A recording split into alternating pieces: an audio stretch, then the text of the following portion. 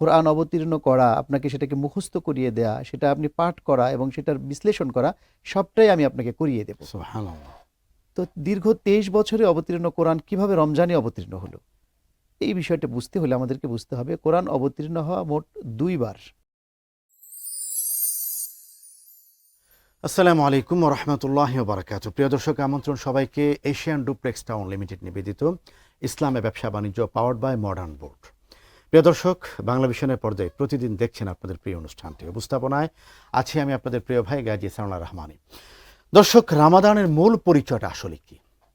রমাদানের মূল পরিচয় হলো, আল্লাহ বলেছেন শাহরু রমাদান আল্লাযী উনজিলা ফীহিল কুরআন। রমাদান হলো ওই মাস যে মাসে আমি কুরআনকে নাজিল করেছি। প্রশ্ন তো জাগে অনেক, রমজানে কখন কোরআন নাজিল হলো? একদিনে না 30 রমজানে? নবীজির কাছে কিভাবে নাজিল হলো? টানা 23 বছরে নাজিল হয়েছে, মক্কার 13 বছরে, মদিনার 10 বছরে, লৌহে মাহফুজে নাজিল হয়েছে। সবগুলি বিষয় নিয়ে একটু আলোচনা করার চেষ্টা করব আজকের এই পর্বে। আর সাথে আছেন মাওলানা মুফতি আতাউর রহমান। আসসালামু আলাইকুম রাহমাতুল্লাহ। ওয়ালাইকুম আসসালাম। মোহতারাম, কেমন আছেন? আলহামদুলিল্লাহ, ভালো আছেন? আলহামদুলিল্লাহ। কোরআন নাজিলের মাস মাহে রমাদান, কোরআনের নাজিলের এই ধারাক্রমটা আপনি যদি আমাদেরকে একটু বলেন। আলহামদুলিল্লাহ, অত্যন্ত গুরুত্বপূর্ণ একটি আলোচনা।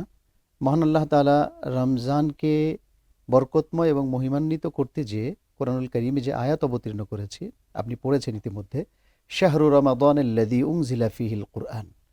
রমজান হলো ওই মাস যে মাসে কোরআন অবতীর্ণ হয়েছে। প্রশ্ন হয়, রমজান মাসের কোন তারিখে কিভাবে কোরআন অবতীর্ণ হলো? কোরআন তো দীর্ঘ 23 বছরে অবতীর্ণ হলো। আমরা জানি যে কোরআন অবতীর্ণ হওয়ার একটি সুন্দর পরিক্রমা হলো যে আল্লাহ পাক যখন যেই বিধানের প্রয়োজন হয়েছে সেই বিধানটি রাসূল সাল্লাল্লাহু আলাইহি ওয়াসাল্লামের কাছে অবতীর্ণ করেছেন এবং সেটা তাকে মুখস্থ করিয়ে দিয়েছেন। আল্লাহ পাক বলেছেন, লা তুহাররিক লিসানাকা লিতাআজালা বি, তাড়াতাড়ি মুখস্থ করার জন্য আপনাকে বারবার রিপিট করতে হবে না। ইন্না আলাইনা জামাহু ওয়া কুরআনা সুম্মা ইন্না আলাইনা বায়ানা। কোরআন অবতীর্ণ করা, আপনাকে সেটাকে মুখস্থ করিয়ে দেয়া, সেটা আপনি পাঠ করা এবং সেটার বিশ্লেষণ করা, সবটাই আমি আপনাকে করিয়ে দেব। সুবহানাল্লাহ। তো দীর্ঘ 23 বছরে অবতীর্ণ কোরআন কিভাবে রমজানে অবতীর্ণ হলো, এই বিষয়টা বুঝতে হলে আমাদেরকে বুঝতে হবে কোরআন অবতীর্ণ হওয়া মোট 2 বার। একটা হলো রাসূল সাল্লাল্লাহু আলাইহি সাল্লাম রাসূল হওয়ার আগে আল্লাহ রাব্বুল আলামিন সারা পৃথিবী সব কিছু লিখে তার আরশে আজিমের কাছে 7 আসমানের উপরে লৌহে মাহফুজ, সেই সিদরাতুল মুনতাহার ভেতরে এমন একটা জায়গা যেখানে কোনো মাখলুকের প্রবেশের অনুমতি নেই। তো সেখানে আল্লাহ পাক কোরআন লিখে রেখে দিয়েছিলেন।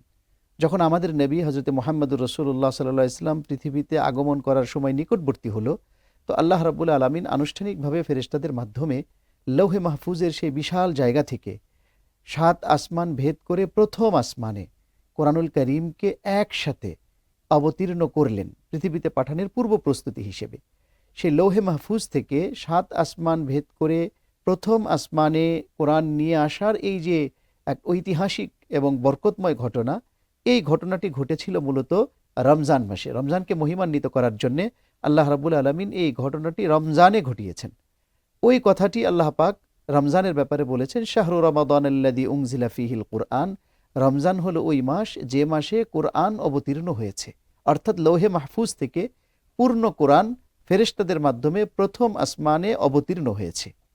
আর এখান থেকে দ্বিতীয় অবতীর্ণ হওয়াটা, সেটা হলো রাসূল সাল্লাল্লাহু আলাইহি সাল্লামের কাছে ইকরা বিসমি রাব্বিকাল্লাযী খালাক, এই আয়াতের অবতীর্ণ হওয়ার মধ্য দিয়ে দীর্ঘ 23 বছরে অবতীর্ণ হওয়ার ধারা সূচিত হয় এবং পর্যায়ক্রমে রাসূল সাল্লাল্লাহু আলাইহি সাল্লামের কাছে পূর্ণ কোরআন 23 বছরে অবতীর্ণ হয়। ইনশাআল্লাহ তাআলা আমরা আরেকটু শুনবো আপনার কাছ থেকে ছোট্ট একটি বিরতি পেরিয়ে। প্রিয় দর্শক, দেখছেন এশিয়ান ডুপ্লেক্স টাউন লিমিটেড নিবেদিত ইসলামে ব্যবসা বাণিজ্য পাওয়ার্ড বাই মডার্ন বোর্ড। কোরআন নাজিলের মাসে শুনছি কোরআন নাজিলের গল্প। অনুষ্ঠানের পর্যায়ে নিচ্ছি ছোট্ট একটি বিরতি, একটু পরে ফিরছি।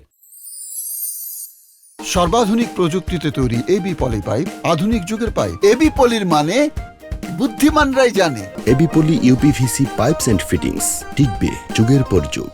মডার্ন বোর্ড মানে আধুনিক কিচেন, লাক্সারিয়াস অফিস আর নান্দনিক ইন্টেরিয়ার। দৃষ্টিনন্দন পরিপাটি স্থাপনায় আভিজাত্য মানে মডার্ন বোর্ড, আভিজাত্যে নতুন। দর্শক, বিরতি পেরে আমন্ত্রণ আবারও এশিয়ান ডুপ্লেক্স টাউন লিমিটেড নিবেদিত ইসলামে ব্যবসা বাণিজ্য পাওয়ার্ড বাই মডার্ন বোর্ড। কথা বলছি কোরআন নাজিলের মাস মাহে রমাদান, সাথে আছেন মুফতি আতাউর রহমান। মুফতি আতাউর রহমান, একটু ধাপগুলি যদি আমাদেরকে বলেন, যে রব্বুল আলামিন প্রথমে কোরআন নাজিল করলেন তার পক্ষ থেকে লোহে মাহফুজে, জি দ্বিতীয় ধাপ হলো লোহে মাহফুজ থেকে প্রথম আসমানে, জি এরপর থেকে শুনতে চাই।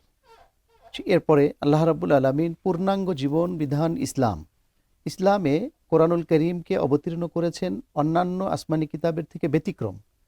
অন্যান্য আসমানি কিতাব তাওরাত, ইনজিল এগুলি একসাথে আল্লাহ পাক লিখে দিয়ে দিয়েছেন, কিন্তু কোরআনুল করিমকে আল্লাহ পাক লিখে দেননি, বরং রসুল সাল্লাল্লাহু আলাইহি সাল্লামের হৃদয়ে মুখস্থ করিয়ে দিয়েছেন। এবং সেটা যখন যে বিধান মদ সংক্রান্ত আলোচনা সাহাবা একরাম যখন করেছেন যে আমরা মদ পান করব না করব না, তো আল্লাহ রাব্বুল আলামিন ওই সংক্রান্ত আয়াত অবতীর্ণ করেছেন। পর্দা সংক্রান্ত সমস্যা সামনে এসেছে, তো আল্লাহ পাক ওই বিধান নাজিল করে দিয়েছেন, যেন বিষয়টা মানুষের হৃদয়ে গেঁথে থাকে, বদ্ধমূল থাকে, এবং একটা ঘটনার সাথে সম্পৃক্ত হয়ে যখন কোনো একটা বিধান আসে সেটা মনে রাখাটা কিন্তু সহজ হয়, সবাই ব্যাপারটা জানে। তো এভাবে আল্লাহ রাব্বুল আলামিন বিভিন্ন পরিস্থিতির আলোকে দীর্ঘ 23 বছরে কোরআনুল করিমকে রাসূল সাল্লাল্লাহু আলাইহি ওয়াসাল্লামের কাছে অবতীর্ণ করেছেন। তো যেহেতু রমজানের সাথে কোরআনের একটি ওতপ্রোত সম্পর্ক রয়েছে লোহে মাহফুজ থেকে অবতীর্ণ হওয়ার, এজন্য রমজান মাসে পূর্ণ কোরআন রাসূল সাল্লাল্লাহু আলাইহি ওয়াসাল্লাম রিপিট করতেন, তাকরার করতেন। বিশেষত তারাবিহের মধ্যে পূর্ণ কোরআনের যতটুকু অবতীর্ণ হয় ততটুকু পূর্ণ কোরআন রাসূল সাল্লাল্লাহু আলাইহি ওয়াসাল্লাম নিজে পড়তেন। 20 রাকাত তারাবিহের নামাজ পড়তেন, তবে পৃথক পৃথকভাবে পড়তেন। 3 দিন জামাতে পড়েছিলেন, এরপরে ফরজ যেন না হয়ে যায় এজন্য পৃথক পৃথকভাবে 20 রাকাত তারাবির নামাজ পড়তেন, এবং সেখানে কোরআনুল করিমের তেলাওয়াত হতো।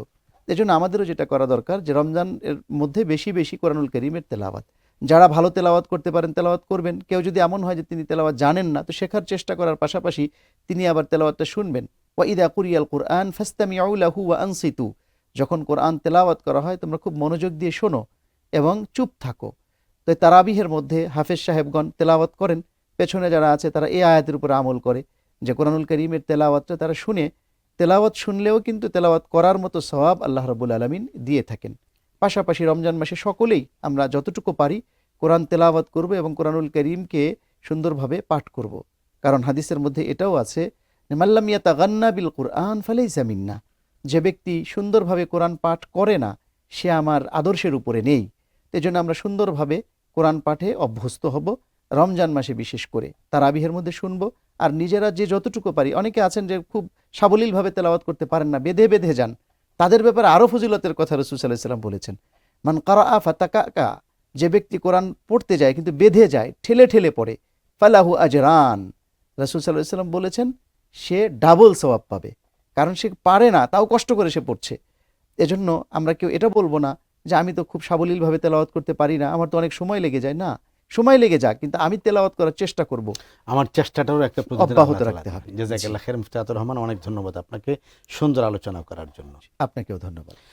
প্রিয় দর্শক, এশিয়ান ডুপ্লেক্স টাউন লিমিটেড নিবেদিত ইসলামে ব্যবসা বাণিজ্য পাওয়ার্ড বাই মডার্ন বোর্ড আজকের এই অনুষ্ঠানের একেবারে শেষ প্রান্তে এসে আপনাদেরকে দুটো আবেদন করতে চাই।